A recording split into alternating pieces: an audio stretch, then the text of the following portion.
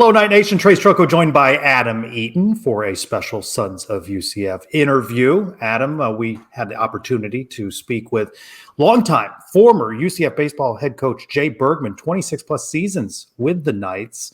It's been a while since anyone has heard from Coach Bergman. Yeah, Trace, it was obviously great to catch up with Coach and learn some more about the history of UCF baseball. And I think one of the great things about what we've been able to do here on our shows at times is kind of bring you back into sort of the history books. And throughout this conversation, I mean, Coach has so much knowledge about UCF baseball, some great stories about the early years. So it's always good to tap into some of the people that were here that helped build the foundation for what UCF sports is. And I don't know, Trace, we've talked to a lot of guys. I mean, Coach Bergman may be up there, top 3 or 4 stories of all time. He's got some gems, and we were happy he was willing to come on and share some of his insight with us. Yeah, from shoestring recruiting budgets to long bus trips, and some of the players that shined as UCF Knights, Chad Mottola, Justin Pope, Jason Arnold, their deep runs and some NCAA tournaments. And of course, he didn't leave the way he had planned to, no doubt. And we talk about that as well. A lot of memories for Coach Bergman, who also at one point coached a young Rich Wallace, who is now the head coach of the UCF baseball team. So we covered a lot of ground and got to know Coach Bergman and his story a little bit better, and appreciation for his time at UCF. Yeah, like you said, it's really interesting to see it come full circle right now. Now, Rich Wallace, a player who played for him, is now leading the Knights, and that obviously brought Coach Bergman back to the stadium recently. I know you had a chance to catch up with him and say hello to him at that point. So to bring him back around UCF and bring him back around Rich Wallace, but it's mind-boggling. You're going to hear stories about zero recruiting budget, about taking buses, about 2 scholarships only for like 10, 15 years, and to think about the way that the program is built now. And then you go to that beautiful facility that is, now John Juliano Park and all the bells and whistles and trappings that are there. The foundation is fantastic. And I don't want to tease too much, Trace, but there's a story in this conversation that you're not going to see coming. You're not going to see this story coming from anywhere. You're not going to, the ending in this story, it's just got, I don't even know how to tease it any further than there's a story in this conversation that if you guess the ending, send me a message and I will send you a free Sons of UCF hat or some sort of gear, because you, my friend, are clairvoyant. Well, we hope you enjoy this trip down memory lane with longtime UCF baseball head coach Jay Bergman. Joining us now, longtime baseball coach at UCF, Jay Bergman. Coach, thanks for being with us on Sons of UCF. Great to be here. I appreciate y'all asking me to be part of the program. Well, I was quite surprised when I saw you at a recent UCF baseball game, had an opportunity to chat with you, a little trip down memory lane for me, having been a student at UCF when you were a coach. And so I'm glad you could take a few moments out of your busy schedule to talk with us. Usually these interviews are, how did you end up at UCF? But I kind of want to go a little bit further back. Where are you originally from? Because we know you so much associated with the state of Florida and Central Florida, but where are you originally from, Coach? I mean, where was I born? Yeah. I was born in Indiana, little small town called Portland, about 6,000 people. And what led your family to come to the Orlando area? Well, my dad was a meat salesman, and I went to 8 different elementary schools in the first 8 years. We moved around a lot, and finally he figured out that we needed to settle down. So we moved to Winter Park. Were you playing baseball at an early age? Oh yeah. Played. Of course, it wasn't like it was today. It wasn't as organized, and a lot of things we do in the on my uncle's farm, and playing with my cousin on the farm, and then about 9 or 10 started playing Little League, but it wasn't nearly what it was today. Winter Park High School, later at Rollins. What kind of ball player were you? I forgot. Well, what they say. What they say is guys that can't play coach. How's that? and being from Indiana, that's we found out a little commonality there. That's why you like the Cubs. Yes, I do. Yes, Cubs. I grew up as a little kid. There was no television then, so you listened to the games on the radio, and I think that's what really piqued my interest, particularly in baseball, because you could sit on the floor and listen to the games every day. Of course, they played. The Cubs play all day games then, and you could visualize the game as being played back to you. And I think that really helped me an awful lot as far as understanding baseball and enjoying it for what the game really is. So from Rollins, you get your start in coaching at Seminole Community College. We know it as Seminole State today for a number of years, and then the University of Florida. Talk about those experiences and how formative they were for you in coaching. They were very informative. Let's see. We started Seminole in 1966. Just gotten out of graduate school. There was no baseball field. We practiced at wherever we could find a place to practice. And then we played games at DeLand. We played games there was a field in Castleberry called Cooper Field. And there was another field over there at what they call 5 Points. We played games there one season. So it kind of taught me a lot about just having to be organized and improvise and do with the best you could do with wasn't very much. But we were good players. I mean, Larry Parrish was a first-team All-American, and he played 15 years the big leagues. And Frank Cacciatore is still managing in the Phillies organization.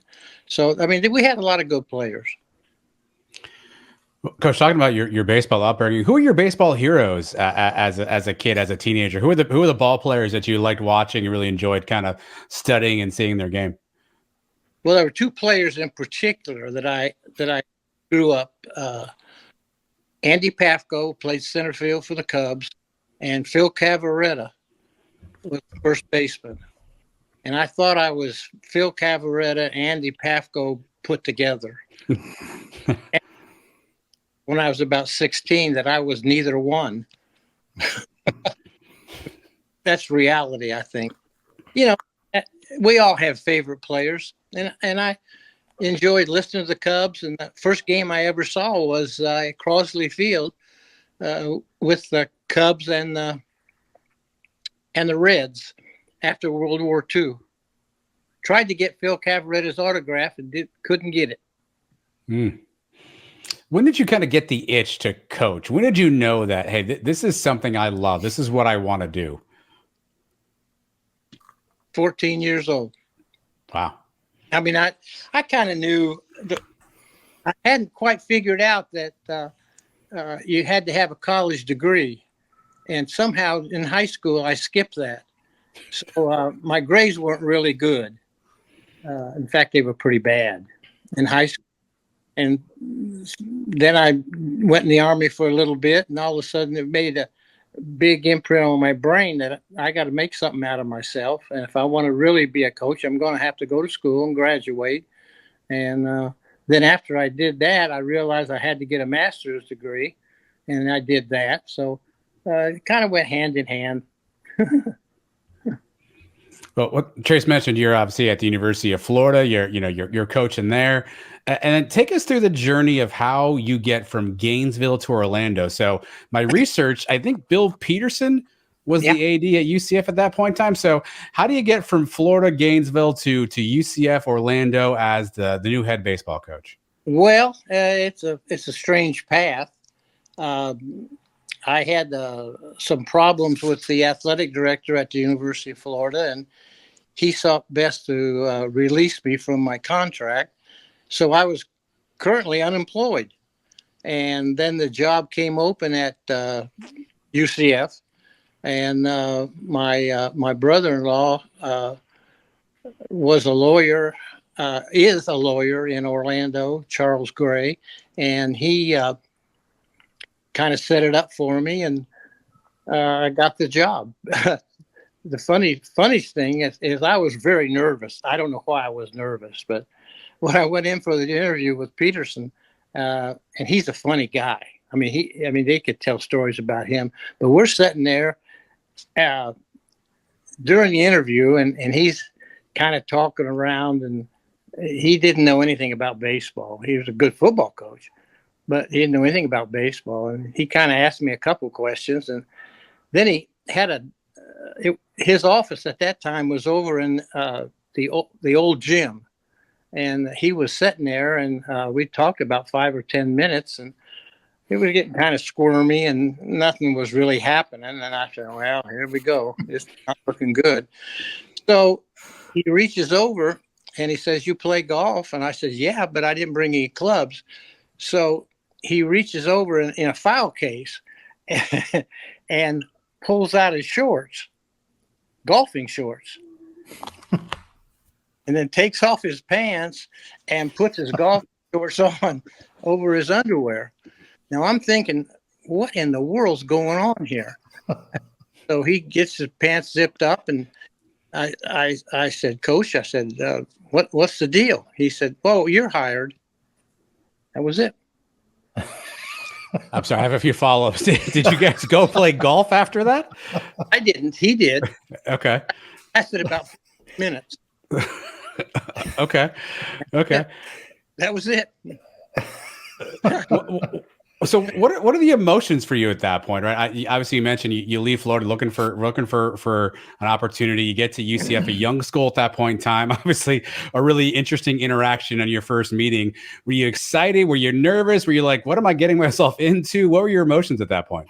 Well, there were a lot of emotions. I mean, I've got a family and 3 kids in Gainesville.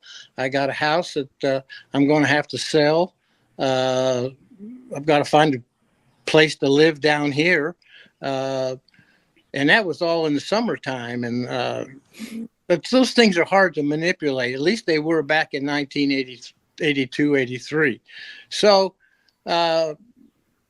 people that I knew, Jack Billingham let me house sit for a month or so while they went on vacation, and so I kind of lived rent free for the summer.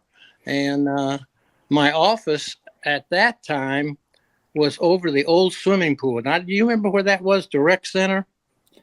No. I do. I remember where the baseball field was, over by what now is Rec and Wellness. But yeah, I remember that area.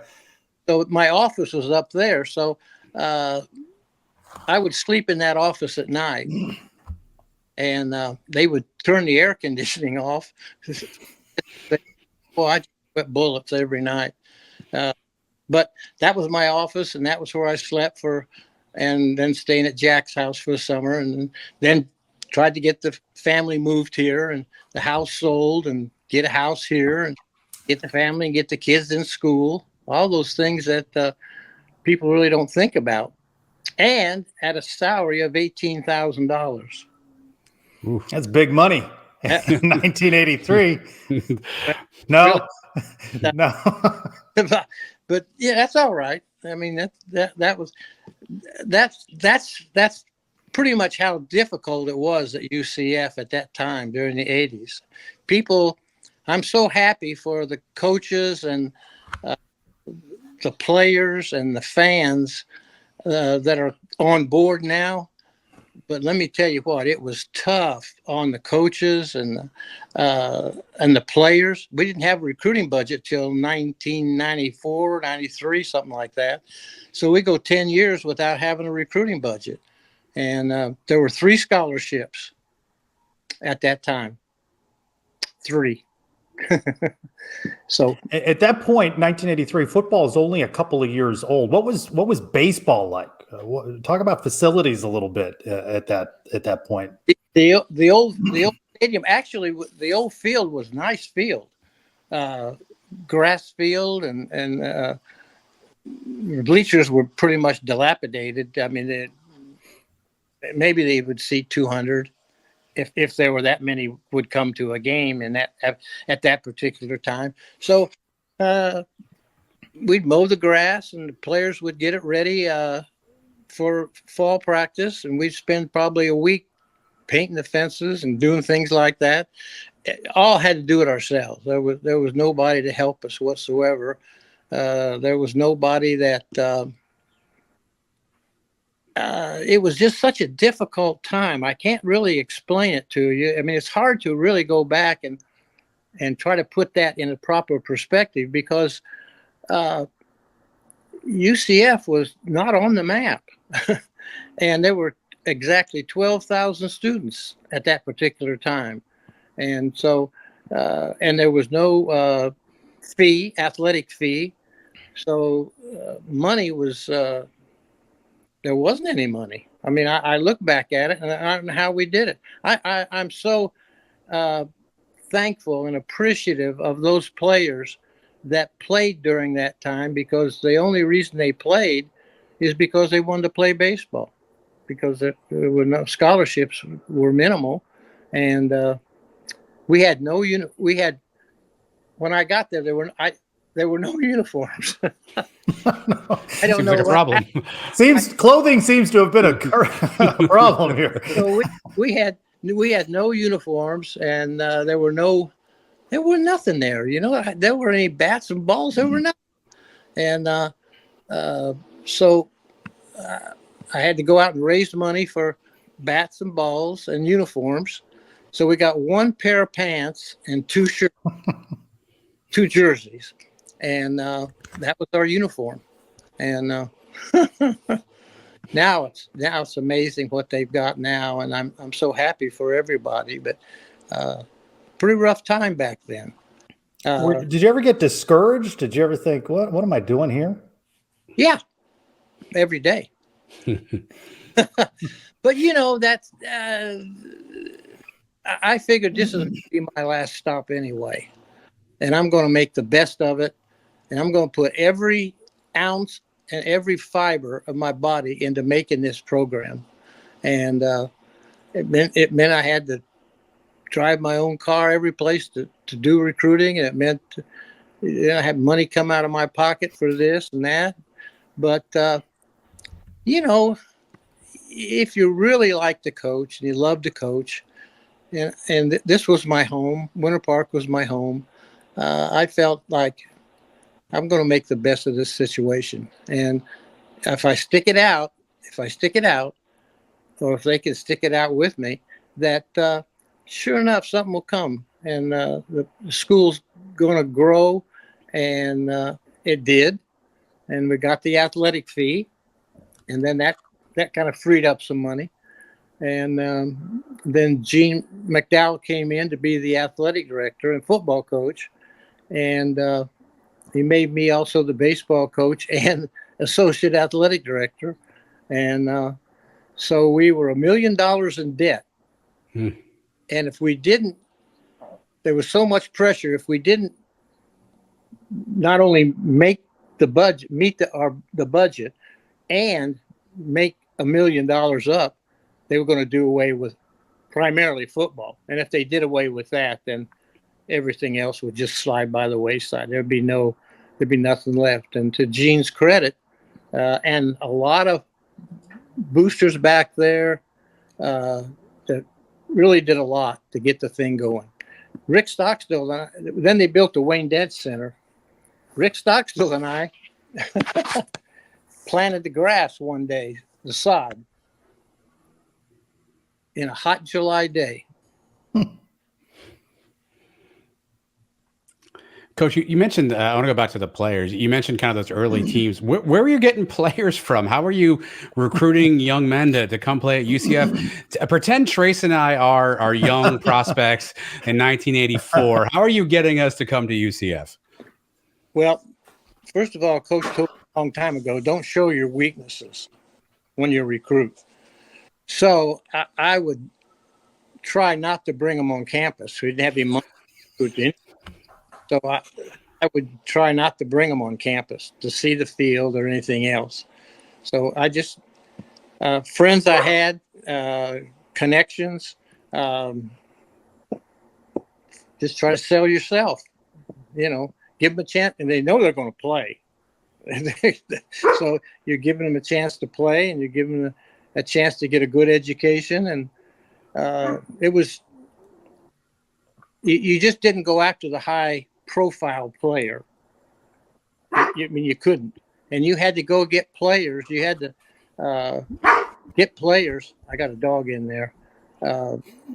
You had to get players that were not high profile players, but they were medium players that wanted to get better. And that's what we went after. And luckily we were very successful with that. And it was a developmental program. The whole idea was that we sold players, and we're going to develop you into be a better baseball player. And that was the whole philosophy behind it. Yeah, Coach, were there traits you look for? I mean, there's a lot of business philosophies that say, hire for will, teach to skill. Were there traits that you looked for in players, either their grades, their off-field activities? Well, first of all, at that particular time, admission was difficult. I think the restrictions have kind of lessened up a little bit. I mean, but you had to have good grades, so obviously grades were a part of it. We try to do background checks on kids, but most of the kids weren't a problem, and a lot of them were local players, so we kind of knew about them and their background, and their families, and that kind of stuff. You talked about recruiting budgets, and then things start to turn a little bit in that early 90s. You end up with a Chad Mottola on the roster, a 5th round pick in the 1992 MLB draft. What did having him as part of the program in the early 90s mean for the development at UCF? Well, it was huge. He was a player picked in the 1st round. And the funny story is, and Chad was amazing athlete. I mean, and he went to St. Thomas Aquinas in Fort Lauderdale, which is a great athletic program in baseball as well. And we were down at the high school all-star game. I think it was at Avon Park. They played it then. And nobody was trying to recruit this guy. Now he's about 6'3", 6'4", 190 pounds, runs like a gazelle, got a rocket for an arm, and nobody's going after him. And I'm thinking, wow, do we have a chance at this kid? And so we just made a pitch at him. Mike Mack was our pitching coach and recruiter at that time. And sure enough, he came. To this day, I really am amazed that we were able to secure that type of talent. Now, he came in as a freshman and hit 1 home run. His sophomore year, he hit 4. And his junior year, he leveled off a little bit, stayed right at that number. But his tools were so good. I mean, amazing tools. He was a 5-tool player, no question about it. And what do you think it meant in terms of recruiting then, when you had a guy like him on the roster? Plus, you're starting to find success, sustained success then, starting to pop some wins there in the early 90s. Yep, and we made the regional tournament in '89 the first time. So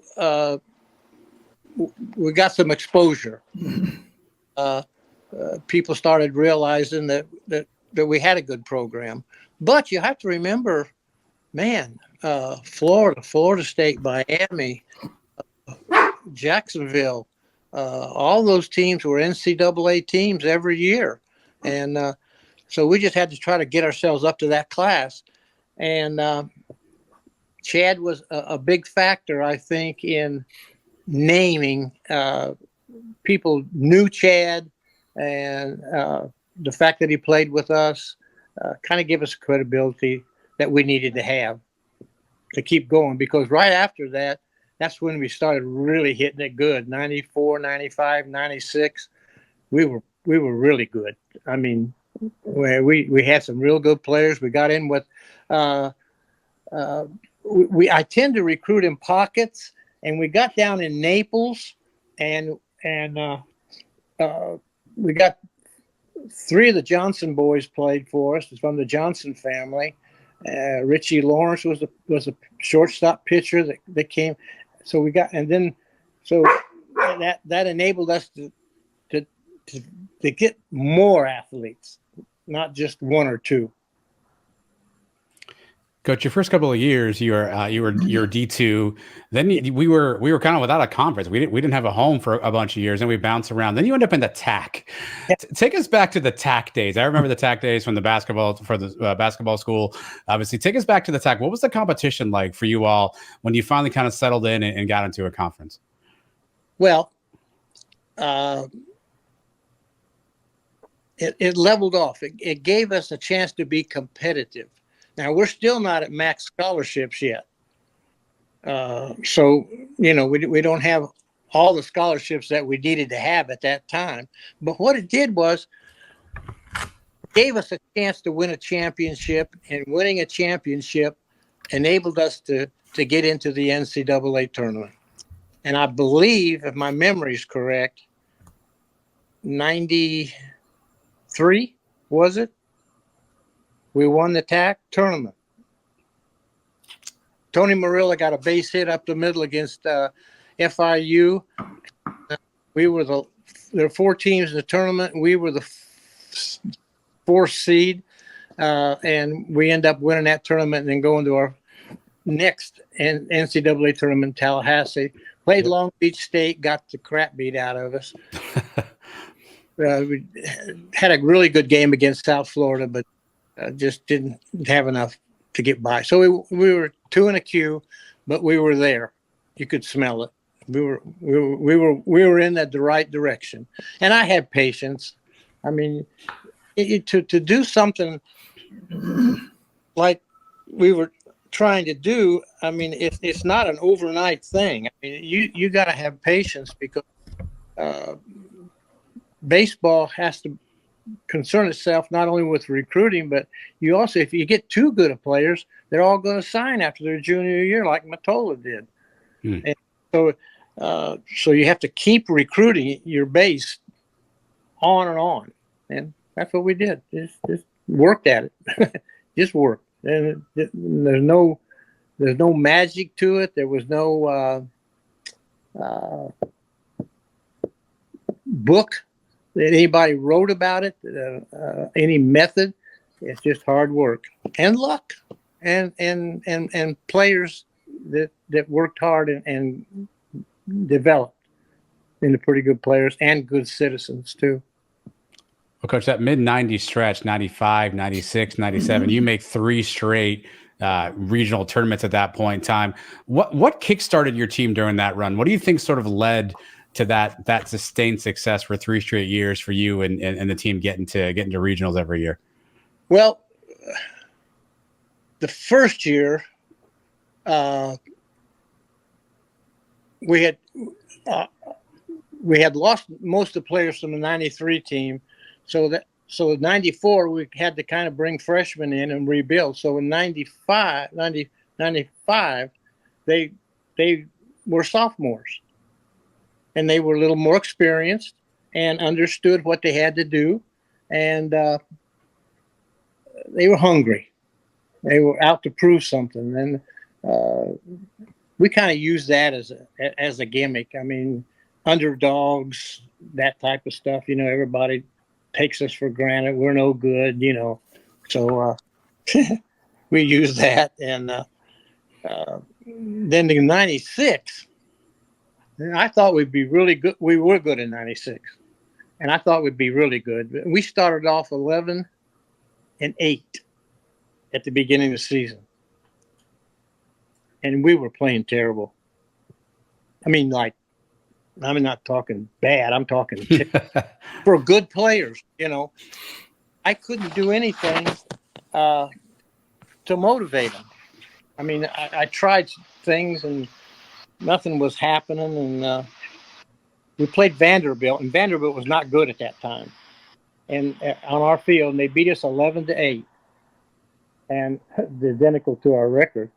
And we were walking out in right field to talk to the players after, and I didn't know what to say. I mean, I was searching for, didn't want to, I've been on their backs and challenge them and everything. And I had a dog at that time named Slugger.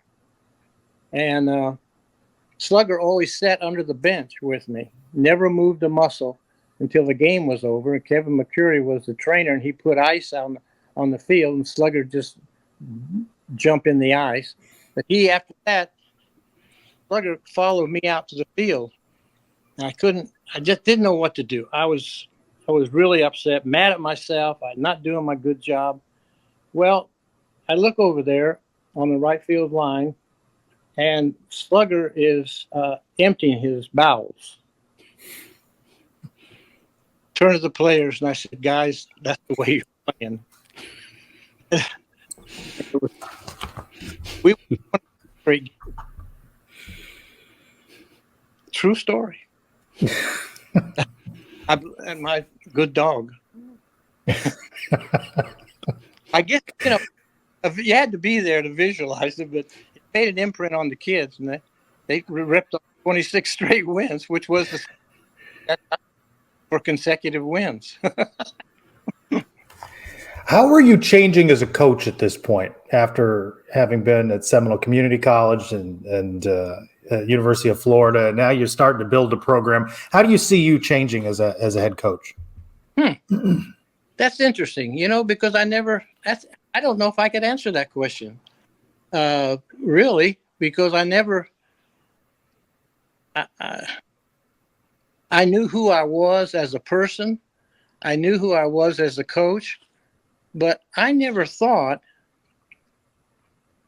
about things like that. I mean, I was just doing the same thing I've been doing. Does that make sense? Yeah, I mean, I'd say during my time at UCF, I recall the phrase, Bergman ball. There was a certain style of ball. I mean, you knew that was a term that was used to describe your teams. How would you describe that style of play? Well, you have to recruit players to do that. But we did like to bunt. We did really like to hit and run. We like to steal bases. We like to be aggressive. So that part never changes. I mean, as if you have the players to do it. Now, if you don't have the players that can't steal bases or can't hit and run, then you're up a creek without a paddle. So that we kind of recruited players that fit what we wanted to have, and we had good pitching. We had really good pitching. Mike Mack was our pitching coach, and did a really good job, excellent job. And we had, because of his background and his personality, we had good pitchers. So we were in every ball game. It's just a matter of not beating ourselves, making mistakes or something like that. Coach, who did you consider your rivals when you were at UCF? I know obviously it changes over time, new conferences, but I think for some of the fans, especially on like the football side, they don't realize some of the old rivalries that exist. Who were the rival schools that you guys just hated and wanted to beat every time you played them? Everybody. No. Well, South Florida was a big one. I mean, that would never change. I'll guarantee you. I think some of the teams, if you take the big three, Florida State, Florida, and Miami, they didn't want. They kind of stayed away from us. We couldn't get them on the schedule. We beat Florida in '89 in the regional tournament in Gainesville. We beat Florida State numerous times in the regional tournament up there. So South Florida was a big rivalry. And then an interesting rivalry that kind of just mushroomed was Stetson. And you wouldn't. We ended up. What happened was we ended up recruiting a lot of the same players, going after them. So, and Pete Dunn was the coach there, and he's in the Hall of Fame, and he's done a magnificent job. So we had a real good rivalry. It was a good rivalry. That was a clean rivalry. Both coaches respected each other, and the players did, because we recruited a lot of the same players. So the players knew each other. So I think that was a good rivalry. I enjoyed that. I enjoyed playing against Stetson. Yeah. Which UCF recently played, and it makes me think that you've been on many a bus ride during your career, haven't you? You don't want, you can't imagine. We'd go to New Orleans to play Tulane. Yeah, we finally got a deal from a guy in Brevard County that had a sleeper bus, and the bus would turn in. He had it set up so the seats would turn into beds. So we rode that sleeper bus for about 10 years, and that was a lifesaver, because we could leave. Sometimes we'd leave it for a Friday game. We'd leave it Thursday night and sleep all night in the bus, get to the motel, get a couple hours sleep, and then play Friday, Saturday, and Sunday, get on the bus afterwards, sleep all night, and get home in time for class on Monday. So that was a big thing, sleeper bus. You staying at the 4-star hotels on the road? We stayed at Ritz-Carlton and like that. But we had budget, and we did. But there was a time when, way back, when we had to sleep 4 to a room, but we didn't do that. I mean, that was bad. That was not happy at all. I wasn't happy with that. Neither were the players. But it got better. It got better. We started winning, and budgets got a little better, and we always tried to stay in the same place every year. So when we were in Miami, we stayed at the same place, and when we played FIU or other schools that were in the TAC at the time, and we stayed there. Not funny, but we were. I can't remember what year it was, but it was Kirk was playing the TAC championship at Belmont that year, and we were playing Lipscomb, and Lipscomb is in the same town. It's in Nashville as Belmont, and so I got the idea that I wanted to take the players over to support Kirk, and the bus driver, unfortunately, couldn't find his way from our motel to Belmont University. And then what made it worse, we got in a big traffic jam, and we got back from the basketball game about 1:30 in the morning. And the players were not happy with me. I mean, they were glad to go see us win a basketball game, but so we kind of screwed up the first day, but we got some rest and won 2 out of 3. But I always enjoyed watching Kurt's teams play basketball. Coach, obviously Trace asked you about Chad Mottola already, but I want to kind of talk to you about some of your players, and there's a lot of them, by the way, so I can't get to all. But here's a couple of big names. I'd love to get just your perspective on some of these players. Your first ever All-American, another first-round pick, another first for you all, Justin Pope. Talk a little bit about him, how you found him, and sort of his development at UCF. Well, that's an interesting story. Justin wanted to play shortstop, and our squeal to him was, "We'll let you play shortstop in the fall. However, I think that your best position is going to be pitcher, but we'll let you play shortstop and see if you play yourself out at shortstop, or you are not good enough.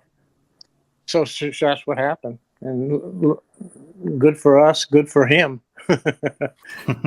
He wouldn't have made first rounder as short. First time I ever heard a coach say, I'm glad you're a bad shortstop. Yeah. Let me tell you a story about Justin. 2001, we have field dedication. That was the first game that was played there at J. Bergman Field. And Justin was pitching. We're playing FIU.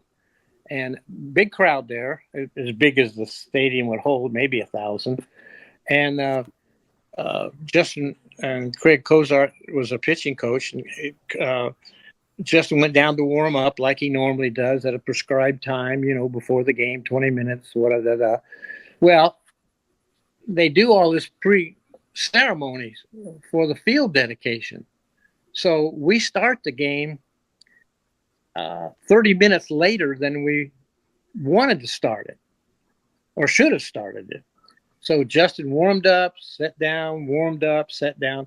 Anyway, he lost. We lost the game 7-4. He came up to me. This is the thing I'll never forget.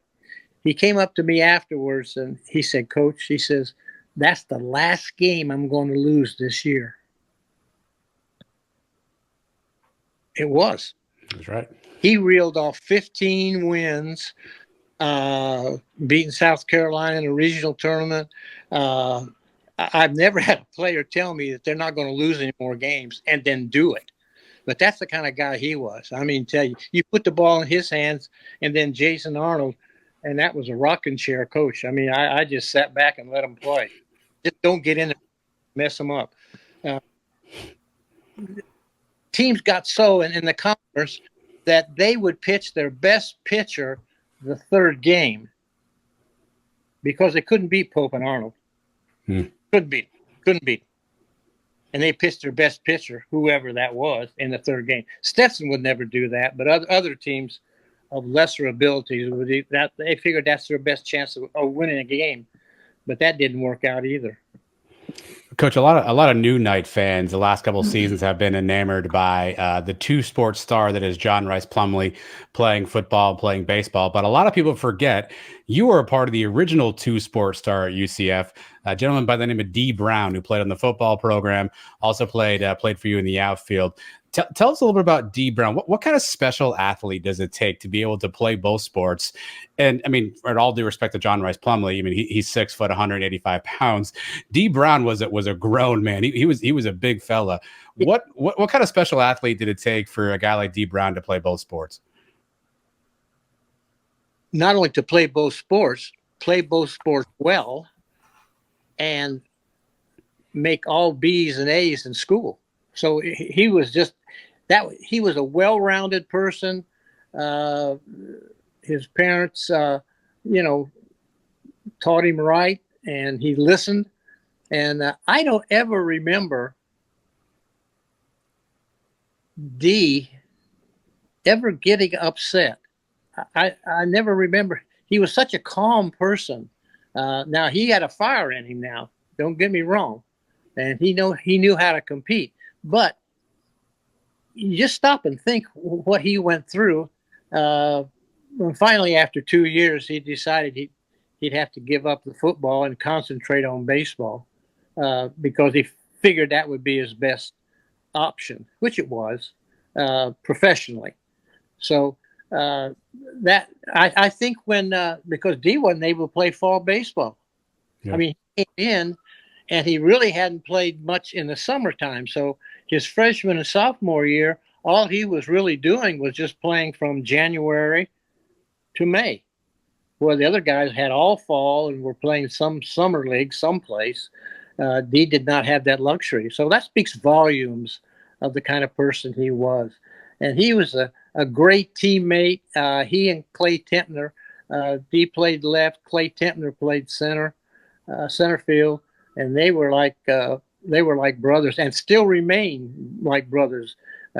Clay was from Lavelle, and they go back home and go fishing. Big time fishermen. All they ever talked about was fish. I always asked Dee, I said, "You ever talk about baseball?" He said, "No, Coach, I like to." And he great guy. One of my all-time favorites. Well, Coach, I actually had a chance to text with Dee this morning. I told him you were going to talk to us tonight, and I said, anything I should know about Coach, anything you want to say? And his only response to me was the legend. So that's praise from Dee Brown. That's very, very kind.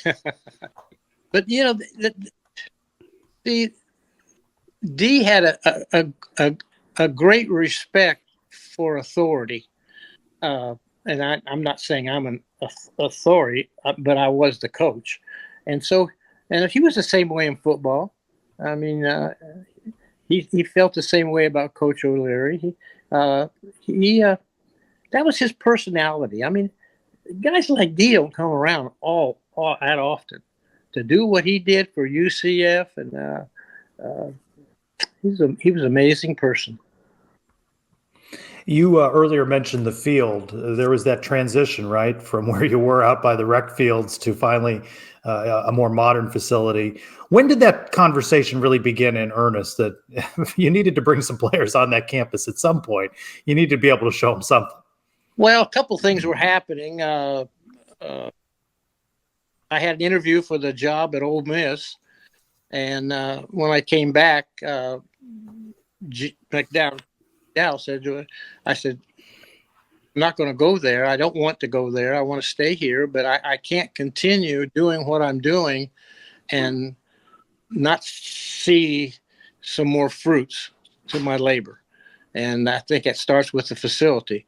So that dovetailed into the fact that as the campus was growing, the baseball field was an area that the school had decided that they could build because the ground or something else. They could have put dorms down there. So I got moved out, not necessarily because we needed but we got moved out because they needed a dorm. So we started the process of building the stadium. Well, the builder quit in the middle of it. And so 2 years, we played our home games at Tinker Field. Every game was an away game. And that was an interesting experience. We'd get on the bus for the game, get on the bus, go home. Get on the bus, go to Tinker Field, get on the bus, go home. That was a challenge. Where'd you practice? Well, we could practice on the field. We could practice on the old field. We practiced on the old field, and they pretty much let the old field go. I mean, it was an old field. So we practiced on the old field and played at Tinker Field. Dustin Bresson, do you remember Tinker Field? Oh, yeah. Okay. Yeah, I did some work for the O Cubs back in the day. Okay. So, yeah. Okay. Dustin Bresson hit a ball. He was a left-handed hitter. Hit a ball out of Tinker Field, hang on, into the football stadium. Into the stadium, not hit the stadium, into it. Then, that was against Lipscomb on a Friday night. And then the next day, if you can remember the way the field was laid out, hit a ball dead center, which was 420 in 2 days. I mean, I've never seen any balls hit any further than that. That's not pitching. That's just good playing. Or bad pitching. Bad pitching, a little combination. Yeah. But maybe the challenge of that makes your team better. You get to that 2001 season. Talk about that team. How good was that team? Pretty dadgum good. Pretty good. Your best team? Your best team? Oh, that beyond the shadow of a doubt. Beyond player for player, position for position, beyond the shadow of a doubt. That was the best team. 04 and 05 was good. Dee and Clay and that group, and the Bono boys. But the 2001 team will, for me anyway, made my job pretty easy. In fact, I just made the line. Honestly, I just made the lineup out, and I'd occasionally give a signal to steal a base. In fact, that year we had two. I forgot this till Craig Kozar told me about this the other day.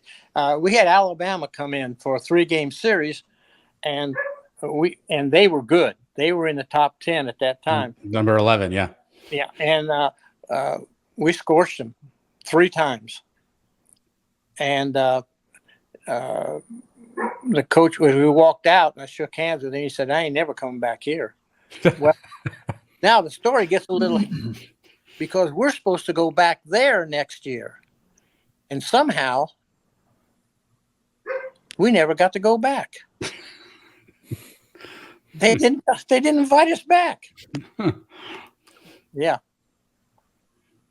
You'd like to have seen that run be longer, though, in that 01 season, right? The way that season ends for you, how tough was that? Oh, man, that was a toughie, I'll tell you. Well, here we are. We're ranked number 7 in the nation. We're a number 1 seed, the only number 1 seed in the country that's not playing at their home field. The only one. So we're going to go to South Carolina as the number 1 seed, and at that particular time, South Carolina was a real difficult place to play. I mean, you talk about some Rapid fans, a lot of things said in the stands. In fact, I can remember my wife. We had to call the cops. They were harassing her and the other coaches' wives. It was a pretty tough situation. But we beat Princeton the first game, and then we beat South Carolina. And then we just ran out of pitching. I mean, South Carolina on Sunday had to beat us twice, and sure enough, they did, to their credit. And we were set up, though. That winner of that one would have gone to Stanford and played in California. And that was best 2 out of 3 there. Pope and Arnold would have zipped that thing, and we'd have been in the World Series. No question. No question in my mind about that. No question. How many times were we 1 game away from, or 1 win away from going to the World Series? 01, 05, 96, 95, 94, even 89. We were that way. Just 1 win. Yeah, Coach, I was going to ask you about that 04 team you were talking about. So you go to the regional in Tallahassee. Yeah. You win the first one against Oklahoma State. Yep. You lose a 1-run game to Florida State. You come back, you beat Oklahoma State. Yep. And then you got Florida State, and you beat them. And they got to come back and play one more time. And unfortunately, if I'm reading this correctly, 19-3 was the loss. Is that the toughest loss in your career, on the cusp of the College World Series, losing, or at least advancing in the playoffs, losing 19-3? I'll tell you, yes, and I still haven't forgotten it. There's a lot went into that game, and you got to admire the players. Now, we played Oklahoma State on a Saturday night. Well, the game ended about 12:30. I think Bono hit a 3-run homer over in the Fairgrounds Circus Park over there. So it's about 1 o'clock when we get out. 1 o'clock. Have you ever tried to find a place to eat in Tallahassee, Florida at 1 o'clock in the morning? I mean, the McDonald's is closed. Everything's done. We couldn't even. It hadn't changed much, Coach. Last time I was there, it's kind of the same. Yeah. So now by the time I don't know how we got. I think the parents did some things, and anyway, we got the kids to bed. And we got up the next morning, and the game time was at 1. And so I told the players, I said, guys, I know you're tired. Do you want to just skip batting practice today and get ready to play the game, hit a little bit in the cage? I said, no, Coach. We're going to do this. We're going to do it right. So now keep in mind, he probably maybe had 5 hours of sleep by the time you get through playing a game like the Oklahoma State game. The kids were sky high, and get back, get rested, try to get some sleep, and then get up the next morning, eat breakfast, get out there by 11 to start batting practice. And you know how hot it is we're late May, early June in Florida. I mean, at 11 o'clock in the morning, it's muggy. You can't breathe. And so we took batting practice, did everything right. Won the first game, I think. And then we just ran out of pitching. And we had a little skirmish there, a little fight. I mean, it wasn't a fight. It was just they were running up the score. I mean, to be honest with you. And I didn't appreciate it. Don't appreciate it now. It's still in my brain. And I think there's certain ways to do things, but that wasn't the way to do it. So there you go. Did I tell you how I really feel? I'd love to know what you said in the skirmish, but I'll save that for the off-air conversation.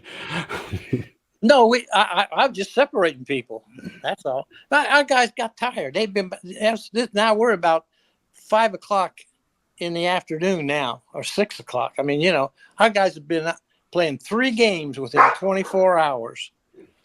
No sleep, very little food, and they're tired, and they're getting their butts beat unnecessarily. So, you know, guys say things, and I back them 100%. They did the right thing. Well, speaking of tempers, you know that adage, I went to a fight and a hockey game broke out. There are a lot of times you went to a UCF baseball game and you might put on the show by getting tossed. Yeah. I'm sure some of that was to fire up the team, but I think a lot of it was you were fed up with whatever the call or the situation was. Oh, yeah. I didn't lead the league in getting thrown out, though, but I picked my time. There were times when we weren't playing very good, and I think they needed some spark. And I couldn't pitch, I couldn't throw, I couldn't hit. So all I could do is try to run my mouth and create some excitement in the dugout. And so we did that a couple times, and sometimes it worked, sometimes it didn't work. You never know. Well, you know, at the field, you're pretty close in the stands, so when you got to going, you could hear a good bit of it. Really? Oh yeah. No kid. Oh yeah. God. Oh, I'm embarrassed. I apologize. It was entertaining. Adam asked you about a couple players. I want to ask you about 2 more. Jay Jr. Yeah. Your son. What's it like to coach your son? Oh, great. Best experience I've ever had. It was a bonding experience that only a father and a son could have. I think as a baseball coach, you really don't get to see your children play baseball because you're coaching at the same time they're playing. So I really hadn't had a chance to see him play a lot, except in the summertime. So I think it was an experience that maybe he was more apprehensive than I was, but it was a great experience, and he's a great son, and I'm proud of him, and he's a good father and a good son. Tell us about a young Rich Wallace, who current fans know as the head coach of the UCF baseball team, but he was one of your players back when. He was Rich. How can I put this? Rich was a grinder, and that's a compliment. You know, Rich was a catcher at Bishop Moore, did not have a real good arm, and he had excellent grades, and he had been to our summer camps as a camper. We were familiar with Rich. It was a no-brainer that we wanted him to come to UCF. You know, from the get-go. He was a freshman All-American. Played first base for us after that, and Richard. It was so funny because when you coach players, and you always stop and think, you think this guy could ever be a coach? Or in your mind, you say, this guy could be a good coach, or this guy might not. There was never a question in my mind that Rich Wallace would be not only a good coach, but he's going to be a great coach. He's going to be a legend. There's no question in my mind about that. He has the temperament, and to his credit, this is the first head coaching job he's had. And stop and think. He went to High Point, and then he went to Creighton, then he went to Notre Dame, then he went back to Tallahassee, and then he came back home. And he's had a real good experience. And he's been with some really good coaches that he's worked under. And he's had a chance to look at philosophies and personalities, and he is an excellent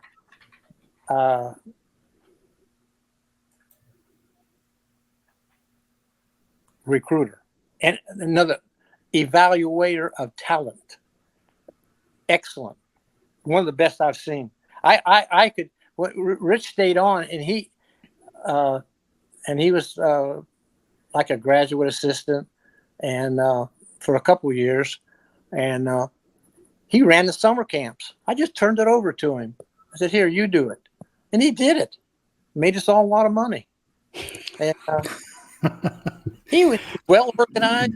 Let me tell you, UCF could not have hired a better person than Rich. And you could tell in his introductory press conference the love of the game, yeah. But returning to UCF and to be the head coach, at a place he played.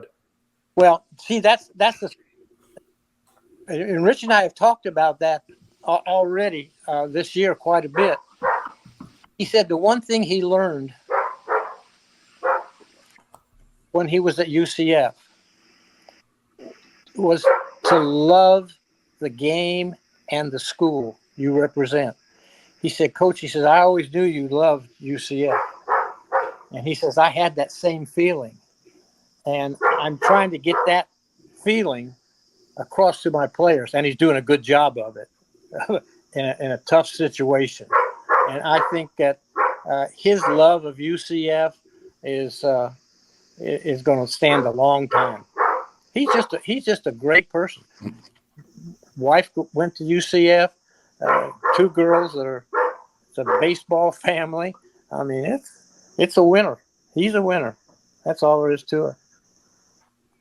Coach, I'm curious. You mentioned a few times during the conversation so far. I'm curious, what was your relationship like with some of the other coaches on campus? You mentioned, Gene McDowell, Coach O'Leary. You mentioned Coach Spira. Yeah. Obviously, you were there for Mike Kruzak. You had a little bit of Torchy Clark in your tenure. What was your relationship like with some of the other coaches? How close were you all? And was there one in particular that you kind of learned a lot from or leaned on as you were sort of building out the baseball program?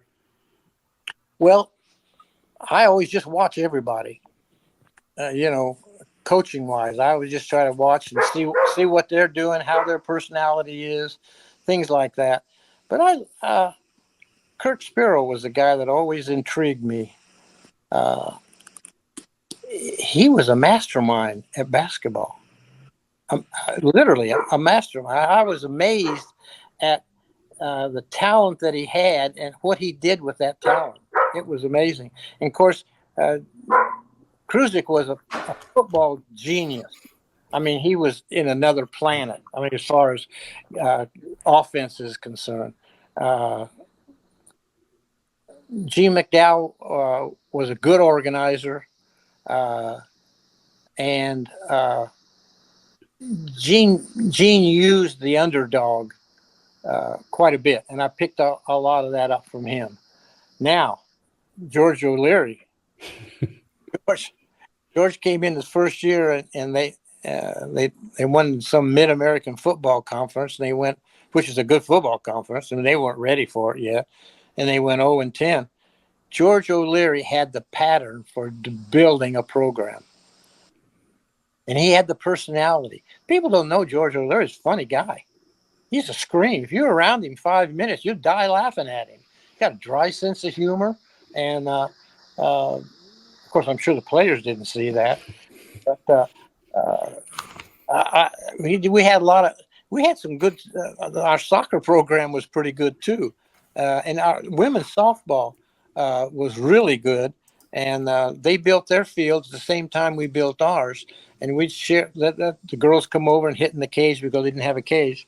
So I liked the coaches. I had respect for everybody. It was the best 26 years of my life, being at UCF and being able to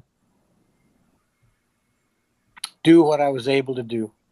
Coach, things at UCF didn't end the way you would have wanted. When you look back at it now, is there something you wish you'd have done differently? Well, of course, but I didn't. So, it was hard. It was hard on my wife. It was hard on me because I felt like I let the UCF people and the players down. I did. I let them down. So I felt real bad about that. And still, when I saw you, it's been 17 years since I've been back to see a game. And Rich has opened the doors to me, and I'm very thankful for that. So I look forward to going back in a couple of weeks for having a welcome for the 89 team. And I'm going to go down there and see some of the guys. Now, most of those guys are about 55 years old now. So imagine they're probably bald, portly, and they'll probably end up drinking some beer someplace. I noticed when I saw you at the game, you stayed after with family, and you were looking at the field. And since then, obviously, they've put the addition in, the press box area and the suites and all of that. It looks a little different than when you were there. So I saw you kind of picturing where everything was before and things that they had changed around. Was it strange being back? I won't lie to you. Yes. It was strange, but it was good. It was good. It was really good. One thing when that 2001 team, when they built that first level there, when you came in, as they were putting the pavement in there, we had all the players write something down about UCF and their experiences there. And we put it in a box, and then they went ahead, a tin box, and they went ahead and covered it over with cement. It's still there. Someday, they'll find that box. And it will be really interesting to see what the 2001 players thought about their school and their team. And it's sitting there. I mean, Coach, you guys have enough beers this next couple of weekends, maybe you'll find it that weekend, right? You get the guys with enough beers. But you and I were talking earlier, and we were talking about sort of the rise of UCF from afar. What do you make of where UCF has come just as a school and a brand? Obviously, football's had a lot of success. The last couple of years, basketball had some success. Now in the Big 12 conference, stadiums buildings everywhere on campus. As somebody who walked into an office with a man with no pants in 1983, and now seeing where UCF is in 2024, what do you just make of the overall, just the growth of UCF? And as you've seen it from afar, how proud are you to have been a part of that? Well, I'd be lying to you again. I mean, my heart and soul was at UCF, and to see what's happened now is a reflection of a lot of people's hard work. Not only back then, which people didn't understand, but the pressure that's on the coaches now. There was no pressure on us back in the 80s. I mean, if we have a 500 season, everybody'd be happy. But now, the fans are there, the facilities are there, the conference is there. I mean, it's pretty neat. It's big time, and there's no change in that. I'm proud to be part of it. If I Coach, put what do you you in hope your legacy is? Pardon? What do you hope your legacy is? I don't know. I guess I stood the test of time. 26 years, 27 years. That's a long place at one institution. And you'll probably not see that happen a lot. Now, part of that reason is the fact that I didn't make any money. So I had no place to go. So none of the coaches made any money. What am I talking about? Paul Lounsbury can tell you that. Bruce can tell you that. So, it wasn't the case of money because we didn't make any money to speak of as compared to today. So with coaches' salaries like they are today, I topped off at 95 my last year. And that was in 2007, 2008. 95,000 for going from 18,000 to 95,000 in 27 years. So I hope the legacy is that I stood the time, and I loved what I did, and I loved my players. Didn't like them all the time, and they knew it. But I guess I don't know. That's a heck of an answer for an old 85-year-old guy to answer. Legacy. I'm trying to figure out what I'm going to eat tonight, Well, Coach, luckily I'm here to change the tempo. So what I do at the end of every interview, I like to ask random questions, kind of rapid fire questions. Could All be right. music, movies, or sports. So I've got 5 random questions for you. Are you prepared? This could be the toughest you've had all night, by the way. So are you prepared for these toughest questions? Okay. All right. Here's the first one for you. Who was the strongest player you ever coached? Just the physically strongest, most intimidating player? Mottola. Chad. Let's say it's Chad. a nice Saturday night in Orlando. You and the family want to go out. Maybe you and the missus want to go out, get a bite to eat. What was your go-to spot, Coach? What was your night out spot? You want to go have a nice dinner, maybe a nice drink. Back in those days at UCF, where was Coach Bergman going? You mean at UCF? Eating Yep. at UCF? Well, Okay. around Orlando, around the UCF area. Giovanni's. Italian. What's the order, Coach? Are you a pizza? Are you lasagna? What's the order there? Oh, lasagna. I'm strictly lasagna man. Okay. I love lasagna. Had some the other night, as a matter of fact, from what's that place called? That Italian place. What's it called? I could guess a lot of names. Giuseppe's. It's expensive. I know that. It's a All right. chain restaurant. Go ahead. Okay. UCF's known for back, especially when Trace and I were there, when you were there, parking was at a premium back in those days, Coach. Parking was not easy to find. And the parking services patrol, they were out in full force. They were handing tickets out left and right, Coach. Did you ever get a parking ticket in your time at UCF? How many did we get? Quite a few. Okay. But I knew that there were kids given the parking tickets, and I knew the parking director, and so every month I just bring my parking tickets over to him and say, "Here, this is what I got this month. Take care of it." Yeah.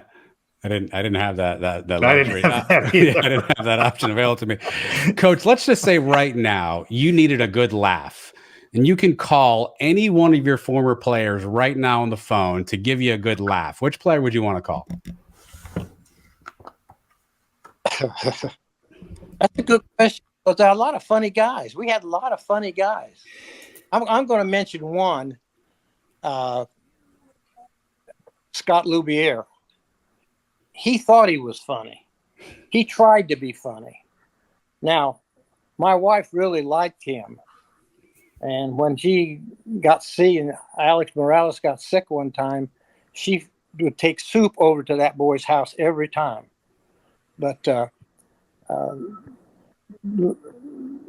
Louvier has quite a few stories to tell. Okay. And he could So we'll have to look him up. And last one for you, Coach. What is the best baseball movie of all time? Oh, the best baseball movie. Well, I would tell you something that you'll not up to date, not modern. The Monty Stratton story. Oh, I don't know that one. Okay, Monty Yeah. Stratton was played by Jimmy Stewart. Monty Stratton, it's a true story. That's what Monty Stratton went to the war and ended up hurting his leg. And he wasn't a peg leg, but his leg was all messed up. And he came back and pitched for the Chicago White Sox after World War II. And Jimmy Stewart played Monty Stratton. That was a good story. That was, but the rest of baseball stories, are stories. This was a real life thing that happened. What's yours?